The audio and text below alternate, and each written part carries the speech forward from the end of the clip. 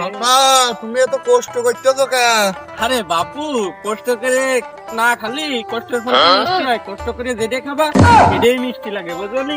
কষ্ট আমি করবো না, কিরা করবি? কষ্টের ফল সবসময় মিষ্টি হয়, এটা মনে রাখবা সবসময়।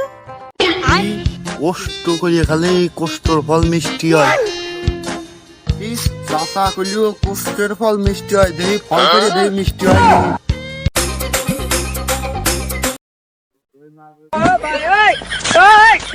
চাষা করলেও কষ্টের ফল মিষ্টি হয়, চাষার পাইয়ে নিয়ে আসি। চাষা করলেও কষ্টের ফল মিষ্টি হয়, চাষার আজকে পাইয়ে নি।